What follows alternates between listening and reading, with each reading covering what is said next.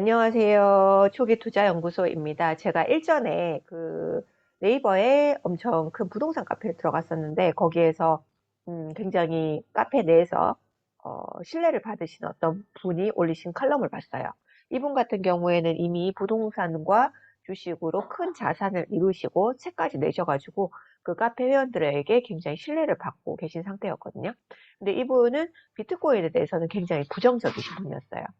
그래서 그분이 비트코인을 왜 부정적으로 생각하는지 그 근거들을 굉장히 조리 있게 막 이렇게 정리를 해 놓은 글을 공유를 하셨거든요. 그러면서 그 글의 결론은 사람들이 모든 걸 다 잘할 수 없진 않냐. 그러면서 자기가 그동안 성과를 내왔던 자기는 부동산과 주식에 집중하겠다. 비트코인은 하지 않겠다라고 결론 내리셨어요. 그러자 그 글에 상당히 많은 공감 댓글이 달리면서 심지어 어떤 분은 제가 굉장히 이걸 할까 말까 고민 중이었는데 님의 글을 보면서 하지 않기로 결심을 했다. 이런 글까지 보이더라고요. 그래서 제가 그걸 보면서 참 많은 사람들이 소위 유명한 사람들, 뭐 TV에 나왔거나 책을 썼거나 신문 기사에 글을 올리는 그런 사람들의 이야기가 정답인 줄 받아들이시는 분들이 많더라고요. 여러분들은 어떻게 생각하세요? 예. 과연 어떤 선택에 정답이라는 게 있을까요? 예. 저는 그렇게 생각하지 않거든요. 예. 그런데 실제로 여러분들이 어떤 선택을 하려고 할 때 참 많은 사람들이 여러분들의 선택에 대해서 어, 다른 의견을 줍니다. 사실은 똑같은 의견을 주는 게 아니라 어떤 사람은 A라는 의견을 주고 어떤 사람은 B라는 의견을 주고 그렇거든요. 실제로 땅을 사러 갈 때도 보면 그 어, 바로 옆에 붙어 있는 부동산인데 똑같은 땅을 두고 이 부동산에서는 그 땅은 진짜 쓸모없어요. 이렇게 얘기를 하고요. 그 옆에 있는 부동산은 그 정도 땅은 한번 투자해 볼 만하죠. 이렇게 얘기를 해요. 네. 얼마나 헷갈리겠어요? 그렇기 때문에 사실은 우리가 좀 후회 없는 선택을 하려면 최대한 다양한 의견을 들어보면서 본인이 예, 선택을 해야 되는 거죠. 예. 그래서 암호화폐 같은 경우도 역시나 이걸 긍정적으로 보는 사람, 부정적으로 보는 사람, 다양한 의견들이 있습니다. 그래서 여러분들도 이거를 다양한 얘기들 들어보시면서 판단을 하셔야 나중에 후회하지 않겠죠. 왜냐하면 나중에 결과에 대해서 그 의견을 준 사람들이 책임을 져줄까요? 안 져줄까요? 예. 안 져주잖아요. 그러니까 다양한 의견들 꼭 들어보시면서 여러분들이 어떤 선택을 하시는데 참고하시는 게 좋을 것 같고요. 오늘 영상에서는 제가 이 암호화폐 시장에 대해서 어떻게 생각하는지에 대해서 저의 의견을 중심으로 이야기를 들려드릴까 해요. 그래서 여러분들이 이 암호화폐 시장에 대해서 판단을 하시는데 참고를 하시면 좋을 것 같습니다. 일단 제가 준비한 내용 공유하면서 이야기 시작해 볼게요. 어, 많은 사람들이 아까 서두에서 제가 말씀드렸던 그분도 그렇고 잘 모르는 투자는 하면 안 된다. 하지 마라. 이런 얘기들을 많이 하세요. 예. 저 이 얘기에 굉장히 공감합니다. 공감합니다. 왜냐하면 잘 모르는 것을 하면요. 손실을 보거나 실패할 가능성이 굉장히 높아요. 예. 그런데 이 말이 모든 상황에 다 적용되는 것은 아닙니다. 이 말이 특히 잘 적용되는 부분은 대체제가 있을 때 그러합니다. 예를 들어서 어떤 사람이 쇼핑몰을 운영하려고 할 때 스마트 스토어를 할 건지 쿠팡을 할 건지 혹은 사업을 하려고 하는 사람이 커피숍을 하려고 할지 쌀국수집을 하려고 할지 고민을 할 때 본인이 좀 더 많이 알고 관심 있고 잘 하는 부분에 집중하면 훨씬 더 성공 확률이 높은 게 맞습니다. 그런데 대체제가 없는 경우가 있습니다. 예, 비교 대상이 비슷하지 않은 경우. 예를 들어서 어떤 사람이 대학을 마치고 직장을 갈 것이냐, 사업을 할 것이냐를 결정할 때, 혹은 어떤 사업자가 오프라인에서만 사업을 할지, 온라인으로 확장을 해서 사업을 할지. 예. 그러니까 이건 앞서 보여드린 예시랑은 다르게 이 성격이 완전히 다른 것이기 때문에 이 반대의 것을 선택을 했을 때는 훨씬 더 다른 결과를 만날 수 있는 그런 선택이라는 거예요. 예를 들어서 우리가 오프라인만 하는 사람보다는 온라인까지 같이 확장해서 사업하시는 분들이 훨씬 성과가 높을 확률이 높습니다. 왜냐하면 지금 온라인 쪽에 뭔가 돈을 쓴 소비자들이 많이 늘어나고 있잖아요. 그러니까 당연히 예, 시장이 커지는 곳에 들어가기 때문에 훨씬 성공 확률이 높아질 수 있는 거죠. 혹은 이 직장 생활을 하는 것보다는 사업을 하는 것이 예, 사실은 위험도 크지만 그 반대급부로 뭔가 얻을 성과도 훨씬 클 가능성이 높습니다. 그래서 우리가 직장 생활 오래 한 사람보다는 예, 이 사업이나 투자를 잘해서 예, 이 인생 역전하신 분들이 예, 훨씬 많죠. 예, 그런 것만 봐도 이 대체제가 아니라는 것을 알 수가 있습니다. 그러니까 이렇게 대체제가 없을 때는 우리가 예를 들어서 사업이나 온라인 쪽을 잘 모른다고 해도 잘 모르는 쪽은 공부를 해보고 예, 그것을 할지 말지 판단을 해볼 만한 가치가 있다는 겁니다. 예. 그래서 암호화폐 시장은 이쪽일까요? 이쪽일까요? 예. 앞서 서두에 말씀드렸던 그분은 이 암호화폐 시장을 이런 기준으로 판단을 하신 것 같습니다. 부동산, 주식, 그리고 뭐 금, 뭐 채권, 그 중에 하나로 암호화폐를 보고 대체제가 많기 때문에 굳이 암호화폐를 할 필요는 없다라고 이야기를 하신 거죠. 그런데 저는 암호화폐 시장이 이 후자의 기준으로 적용을 해야 된다고 생각을 합니다. 예. 이 오프라인 시장과 온라인 시장이 대체가 되지 않는 것처럼 이 오프라인, 온라인에 버금가는 새로운 시장이 바로 암호화폐 시장이라고 생각을 한다는 거고요. 우리가 앞에서 그 잘한다라는 거에 대한 판단에 대한 거를 다시 한번 생각을 해보자고요. 그래서 우리가 여기서 잘 모른다라고 하는 것, 예, 이것은 사실 알고 보면 예, 우리가 처음부터 잘하는 건 없잖아요.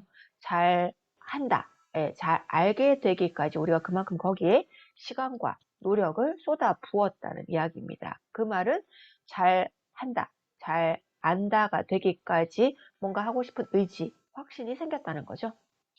그래서 우리가 보통 지금 뭐 국민투자라고 하는 아파트 주식 같은 경우에도 절대로 쉬운 영역이 아닙니다. 그죠? 네.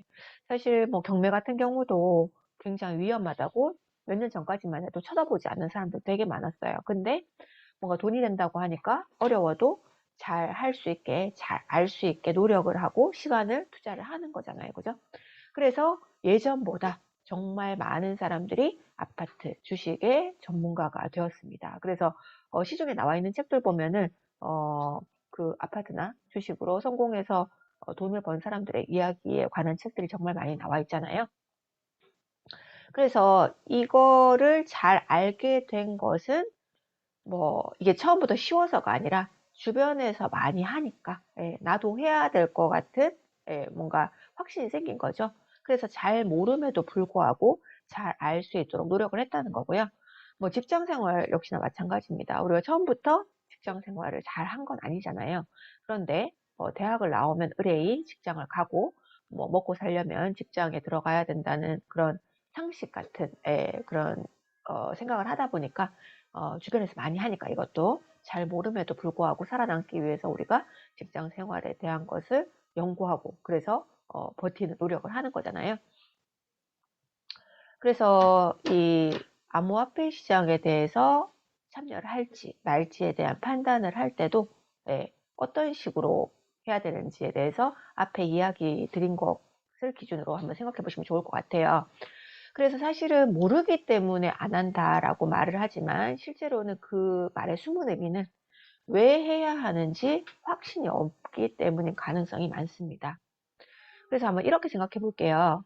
10년 전에 여러분들이 네이버 카페나 블로그를 했다면, 예, 혹은 7년 전에 유튜브를 했다면, 혹은 5년 전에 스마트 스토어를 했다면 여러분들은 지금보다 훨씬 더 큰 돈을 벌 기회가 많았을 겁니다. 왜요?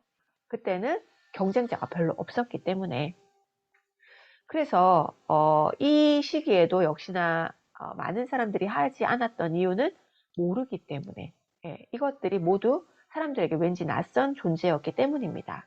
그런데 지금처럼 이렇게 많은 사람들이 여기에 들어온다는 걸 그때 당시 알았더라면 어차피 많은 사람들이 들어올 거라는 걸 누군가가 이야기해 주거나 본인이 예측을 했더라면 어땠을까요? 어차피 많은 사람들이 하는 거 일찍 하는 게 낫지 않았을까요?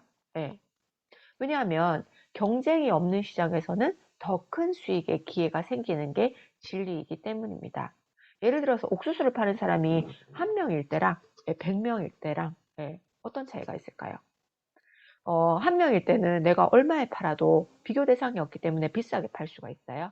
그런데 옥수수를 파는 사람이 100명이 되면 소비자들은 최대한 싸게 파는 곳을 찾아다니겠죠. 그러면 나도 그 단가를 낮춰야 될 수밖에 없는 거죠.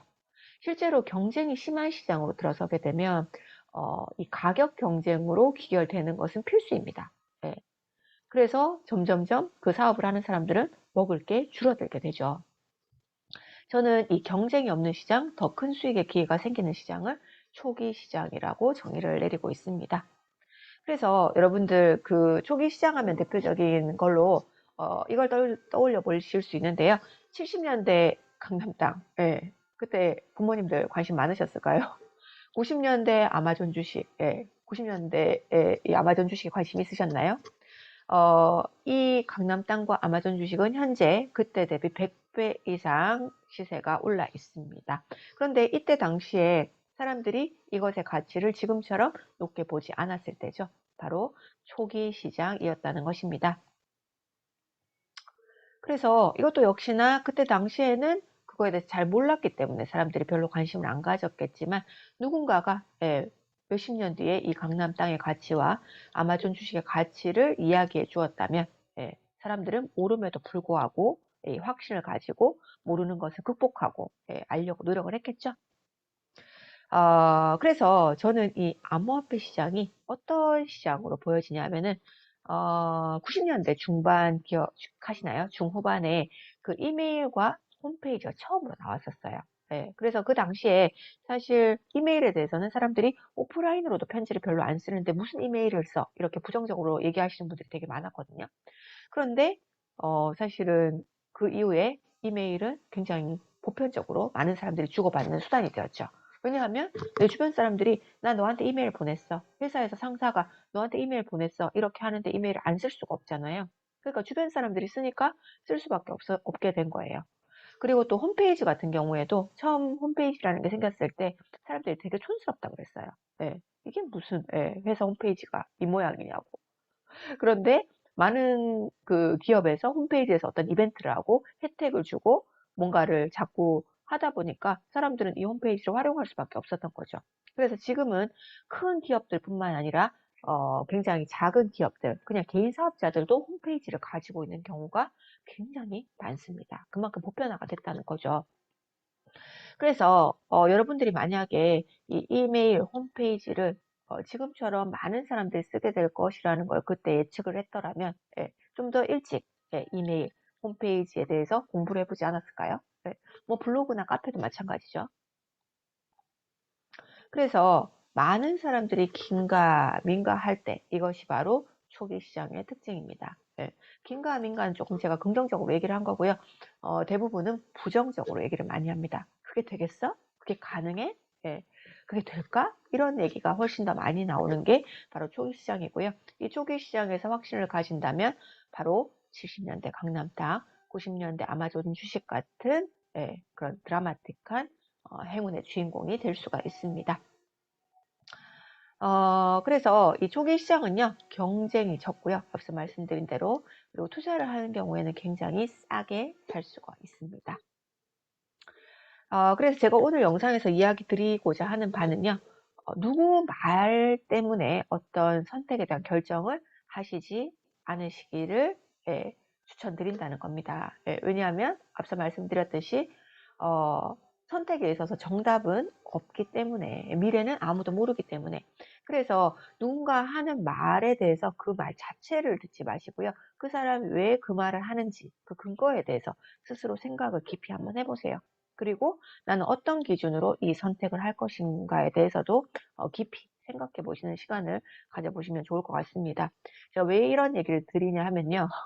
누구 말 때문에 어떤 결정을 하시게 되면요. 반드시 그 누구의 탓을 하시게 됩니다. 왜 어린애들 보면 항상 누구 탓을 하잖아요. 쟤 때문에, 엄마 때문에, 누구 때문에. 어린애들은 남 탓하는 거 보면 되게 귀여워요. 그래도 어리니까.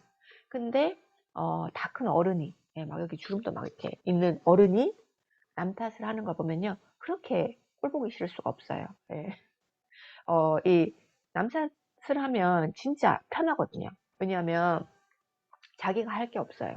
예. 왜냐면 그 사람 잘못이니까 그 사람이 잘못을 고칠 때까지 그냥 기다리면 돼요. 계속 욕하면서.